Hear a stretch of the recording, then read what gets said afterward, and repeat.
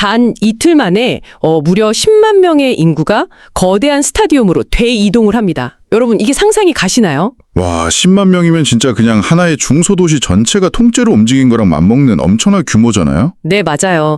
근데 여기서 더 놀라운 건 그 다음입니다. 이 거대한 인파가 한자리에 모였는데 단 한 건의 소음 민원도 없었고요. 주차 시비나 쓰레기 무단 투기도 전혀 발생하지 않았다는 거예요. 진짜 대단하네요. 보통 그 정도 규모면 크고 작은 사고가 나기 마련이거든요. 그러니까요.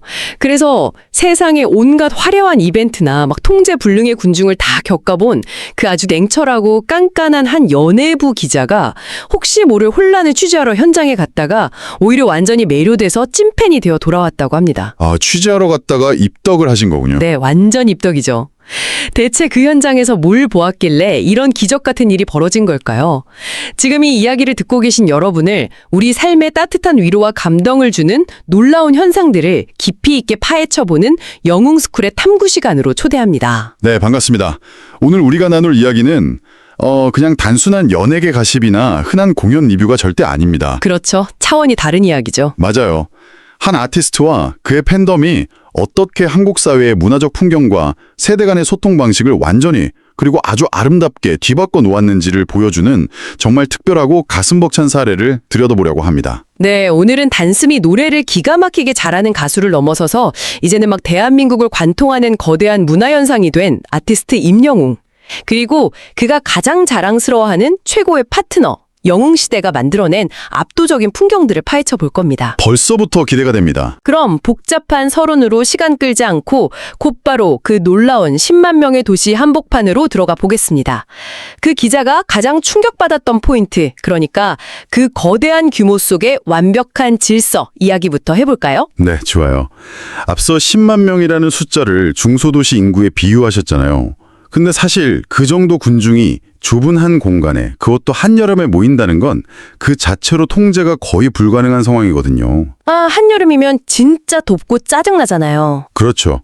군중 심리학에서는 익명성이 보장되는 거대한 군중 속에서는 개인의 억제력이 낮아지는 그 몰개성화 현상이 일어난다고 봐요.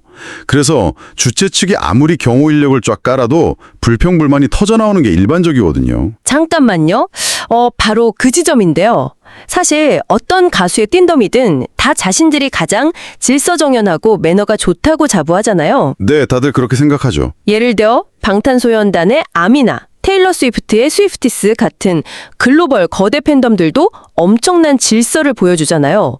이 영웅시대의 콘서트장 질서가 기존 팬덤들과 구별되는 특별한 차이가 정말 있는 건가요? 아니면 기자가 약간 압도적인 분위기에 취해서 과장한 걸까요? 아주 예리한 질문입니다. 물론 훌륭한 팬덤 많죠. 하지만 영웅시대가 보여주는 질서의 결은 확실히 조금 다릅니다. 오, 어떤 면에서요? 이게 주최 측이 막 통제하거나 팬덤 내부에서 규칙을 강요해서 나오는 게 아니에요. 팬들 개개인에게 내재된 자발적인 배려와 체면 문화가 완벽하게 작동한 결과거든요.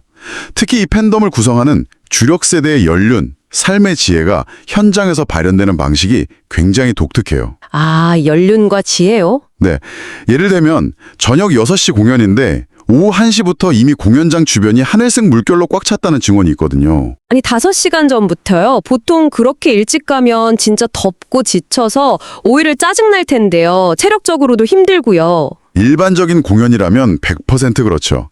하지만 이분들에게 이 콘서트는 단순히 돈 내고 노래 몇 시간 듣고 가는 그런 소비의 공간이 아니에요. 일찍 와서 뭘 하느냐, 처음 보는 사이라도 같은 하늘색 옷을 입었다는 이유 하나만으로 서로 반갑게 인사 나누고 막 직접 만들어 온 간식도 나눠 먹고 굿즈도 나눕니다. 아, 진짜요? 약간 동네 잔치 같은 분위기네요. 맞아요. 그러니까 공연 시작 전에 대기 시간조차 아티스트와 팬이 함께 마음을 모아서 완성해 나가는 거룩한 축제의 일부인 거죠. 내가 여기서 얼굴 붉히거나 무질서하게 굴면 그게 곧 내가 사랑하는 아티스트 얼굴에 먹칠하는 거다. 이런 고도의 성숙한 주인의식이 깔려 있는 거예요. 아, 내 행동이 곧 아티스트의 얼굴이다. 군중 속에 막 습는 게 아니라 오히려 하늘색 옷을 입음으로써 나 스스로가 아티스트를 대표하는 홍보대사가 된다는 거네요. 정확합니다. 바로 그겁니다. 그렇게 생각하니까 단 한 명도 인상 쓰지 않았다는 그 기적 같은 질서가 완전히 논리적으로 이해가 가네요. 그렇죠. 서로 존중하면서 아티스트 이름에 누가 되지 않으려는 그 따뜻한 마음들이 모여서 10만 명이라는 거대한 도시가 완벽한 조화를 이루는 기적을 만든 거죠. 이건 억지로 통제한다고 만들어지는 그림이 절대 아니에요. 맞네요. 그렇다면 그 완벽한 질서를 만든 주역들, 도대체 어떤 사람들이 그 하늘색 물결 속에 있었기에 이런 훈훈한 분위기가 가능했을까요? 사실 저는 이 콘서트장이 단순히 음악 즐기는 곳을 넘어서서 한국 사회의 새로운 가족 통합의 장이 되고 있다는 점이 너무 흥미롭거든요. 아, 그 부분 진짜 중요하죠. 현장 취재한 기자가 이런 유쾌한 목격담을 전했잖아요. 현장 보니까 딸들이 다 어머니 손잡고 모시고 왔더라. 세상에, 사위들과 아들들은 깊이 반성해야 한다고요. 네. 하하, 그 기자의 뼈 있는 농담 속에 참 많은 의미가 있죠. 현대 사회에서 우리가 막 바쁘게 사느라 놓치고 있던 가족 간의 소통이 어떻게 하나의 문화 연생을 통해 회복되는지가 적나라하게 담겨 있는 거거든요. 네. 저는 이 티켓팅 과정 자체가 일종의 가족들이 다 함께 풀어야 하는 디지털 방탈출 게임 같다는 생각을 했어요. 디지털 방탈출 게임이요. 비유가 참신하네요. 그 딸들이 엄청난 경쟁률 뚫고 구해낸 이 티켓이 그냥 단순한 종이 한 장이 아니잖아요. 누군가의 아내로, 엄마로 평생 헌신해온 어머니에게 온전한 자신의 이름과 열정을 되찾게 해주는 청춘으로 가는 티켓이자 가장 눈부신 하루를 선물하는 의미니까요. 청춘으로 가는 티켓. 와, 이거 정말 완벽한 비유입니다. 실제로 현장에서 하늘색 티셔츠 입고 막 함성 지르시는 분들 표정 보면 잃어버렸던 소녀 시절의 생기와 에너지가 진짜 고스란히 뿜어져 나오거든요. 맞아요. 화면으로만 봐도 그 벅찬 감정이 느껴지더라고요. 그리고 그걸 곁에서 지켜보는 자녀들은 평생 고생만 하신 우리 엄마가 저렇게 해맑게 웃고 열광하실 수 있는 사람이구나. 이걸 새삼 깨닫게 되면서 말로 다 할 수 없는 감동을 느끼게 되는 거죠. 근데 여기서 제가 약간 삐딱한 혹은 좀 근본적인 질문 하나 던져볼게요. 네, 편하게 해보세요. 자녀들이 어머니 생각하는 마음? 물론 너무 예쁩니다. 하지만 이게 단순히 자식들의 맹목적인 효심만으로 다 설명이 될까요? 아무리 효도라고 해도 막상 자녀들 본인 귀에 음악이 촌스럽거나 지루하게 들린다면 그 피 터지는 티켓팅에 자발적으로 매번 뛰어들고 가서 3시간 동안 같이 즐기기는 어렵잖아요. 근데 진짜 바로 그게 핵심이죠. 단순한 효도 관광 프레임으로 가두기엔 임영웅이라는 가수의 음악이 가진 포용력이 너무나도 정교합니다. 어떤 식으로요? 기존 트로트 문법을 한번 생각해 보세요. 특유의 막 꺾기나 과도한 바이브레이션이 중장년층한테는 카타르시스를 주지만 젊은 세대한테는 약간 진입장벽으로 작용했거든요. 맞아요. 뭔가 명절에 고속도로 휴게소에서 들어야 할 것 같고 내 일상 플레이리스트에 넣기에는 약간 부담스러운 그런 느낌이 있었죠. 근데 임영웅 씨 보컬을 딱 분석해 보면 그런 인위적인 귀교를 쫙 빼버립니다. 대신 어쿠스틱 팝이나 세련된 발라드에서 쓰는 아주 섬세한 호흡과 부드러운 프레이징을 사용하거든요. 아, 창법 자체가 다르군요. 네, 가사 전달력을 극대화하면서 마치 내 옆에서 나지막하게 이야기 건네는 듯한 창법을 구사하거든요. 이게 어떤 결과를 낳느냐? 젊은 세대가 듣기에도 전혀 거부감이 없고 엄청 세련되게 들리는데 동시에 그 목소리에 담긴 깊은 서사가 기성세대의 삶의 애환까지 완벽하게 어루만지는 겁니다. 와, 세대 간의 보이지 않는 음악적 장벽을 발성법과 곡 해석으로 그냥 완전히 부숴버린 거네요. 트로트, 팝, 발라드, 댄스 다 아우르니까 젊은 딸들이 억지로 효도하러 가는 게 아니라 본인들도 실제로 그 음악이 위로받고 진짜 빠져들게 되는 거잖아요. 그렇죠? 음악 자체가 너무 훌륭한 매개체가 되니까 가족들이 콘서트 핑계로 자연스럽게 막 뭉치게 되는 거예요. 며칠 전부터 가족 다 같이 모여서 컴퓨터 켜놓고 티켓팅 전략 짜고 당일은 같이 옷 맞춰 입고 맛집도 가고요. 진짜 단덜댔던 대화가 터지는 거네요. 맞습니다. 임영웅의 음악이 조용했던 가족의 거실을 다시 시끌벅적하게 만들고 있는 거죠. 진짜 대단하네요. 군중 통제의 비밀을 넘어서서 이 팬덤이 어떻게 이렇게 강력한 결속력을 갖게 됐는지 완벽하게 이해가 갑니다. 가족이라는 가장 기본적인 사회 단위부터 단단하게 묶어주고 있으니까요. 네, 정말 아름다운 현상이죠. 그렇다면 이제 콘서트장 안에서의 이런 훈훈한 풍경이 현장 밖의 세상, 즉 실제 산업이나 데이터로는 어떻게 증명되고 있는지 시선을 한 번 더 확장해 보겠습니다. 아, 이것도 진짜 재밌는 대목이죠.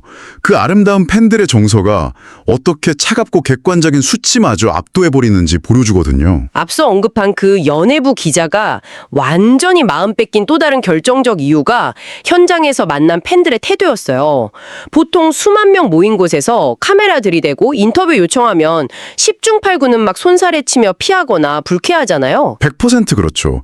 초상권 문제도 있고 귀찮으니까요. 근데 단 한 분도 기분 나빠하지 않고 오히려 너무 흔쾌히 막 환하게 웃으면서 인터뷰에 응해주셨다는 거예요. 기자 입장에서는 완전 기적 같은 일이죠.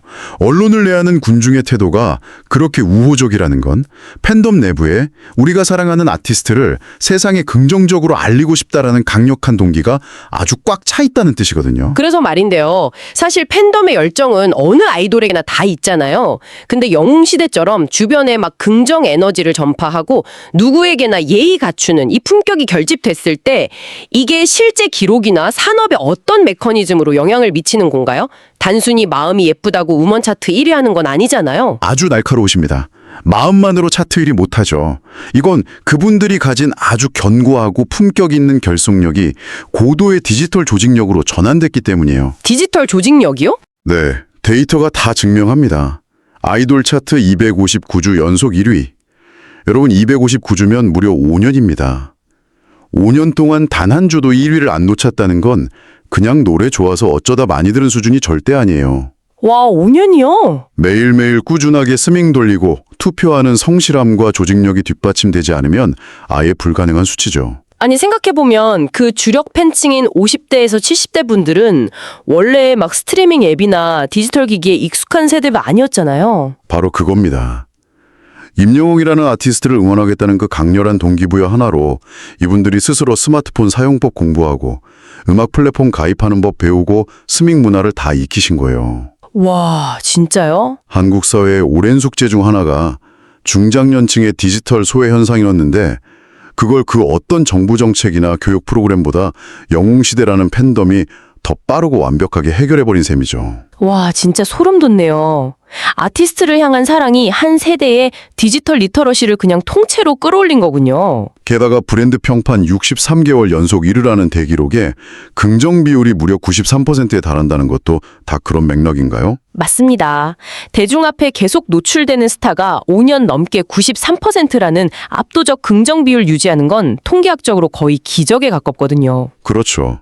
조금만 삐끗해도 바로 안 좋은 기사 나잖아요. 이건 아티스트 본인의 철저한 자기 관리도 있지만 팬덤 자체가 사회적으로 무례를 일으키지 않고 오히려 지속적으로 선행을 베풀었기 때문에 가능한 결과예요. 최근에 그 금융권 뒤흔든 하나은행 체크카드 사태만 봐도 딱 알 수 있죠. 아, 맞아요. 저도 그 기사 봤어요. 기부 목적의 체크카드 출시 소식에 문의가 막 폭주해서 은행 시스템이 마비될 뻔했다고요. 네, 그 사건의 본질을 잘 들여다봐야 합니다. 팬들이 단순히 내 가수의 얼굴 박힌 예쁜 카드 갖고 싶다. 이걸 넘어선 거예요. 자신들이 갖게 된 이 거대한 팬덤의 힘과 경제력을 기부라는 사회의 긍정적 변화로 연결짓겠다는 아주 성숙한 의지의 표명인 거죠. 아, 진짜 멋지네요. 견고한 팬심이 디지털 리터레시랑 결합하고 그게 다시 사회적 선행과 실물 경제를 팍팍 움직이는 아주 거대한 톱니바퀴로 진화한 겁니다. 와, 이야기를 들으면 들을수록 정말 막 가슴이 웅장해지고 동시에 머리가 엄청 맑아지는 기분이에요. 오늘 우리는 냉철한 연예부 기자마저 무장해제시킨 10만 관객의 완벽한 자발적 질서부터 세대의 벽을 허문 임영웅 씨의 음악적 비밀, 그리고 디지털 장벽을 뛰어넘어서 경제와 선행의 지표까지 바꾸고 있는 압도적 기록들까지 다 파헤쳐 보았습니다. 네, 이렇게 흩어져 있던 기적의 조각들을 하나로 쫙 연결해보면 굉장히 명확해져요. 임영웅과 영웅시대가 만들어가는 길은 단순한 대중음악의 성공 스토리가 아닙니다. 네, 단순한 덕질이 아니죠. 세대가 단절되고 막 파편화되어 가는 요즘 시대에 어떻게 다시 사람들이 모이고 소통하고 서로를 따뜻하게 보듬을 수 있는지 보여주는 완벽한 문화적 대안이자 롤모델이라고 볼 수 있습니다. 그래서 오늘 이 깊이 있는 탐구의 끝에서 지금 이 이야기를 듣고 계신 여러분께 조금 새롭고 한 발짝 더 나아간 질문을 하나 남겨드리고 싶어요. 어떤 질문이죠? 현대사회로 오면서 이웃 간의 정이나 뭐 지역 공동체, 대가족 같은 요즘은 우리의 전통적인 울타리들이 점점 다 사라져가고 있잖아요. 어쩌면 임영웅이라는 아티스트와 영웅시대라는 이 거대한 연대는 그 잃어버린 빈자리를 채우는 새로운 형태의 사회적 안전망으로 진화하고 있는 건 아닐까요? 아, 사회적 안전망이요? 네, 앞으로 우리가 의지하고 소통하는 공동체의 중심이 단순히 내가 태어난 지리적 고향이 아니라 우리가 사랑하는 아티스트와 그 음악을 매개로 한 연대가 될지도 모르겠다는 생각이 들거든요. 지리적 고향을 대체하는 새로운 마음의 고향이자 공동체라. 이거 진짜 날카롭고 흥미로운 통찰이네요. 그냥 취미 공유하는 걸 넘어서서 서로의 삶을 든든하게 지탱해주는 새로운 가족의 탄생이라고도 볼 수 있겠어요. 네, 그렇기에 앞으로 임영웅이라는 아티스트와 영웅시대가 함께 손잡고 써내려갈 또 다른 아름다운 기적은 과연 어떤 모습일지, 그리고 우리 사회를 얼마나 더 단단하게 연결해줄지 정말 설레는 마음으로 기대해 보셔도 좋겠습니다.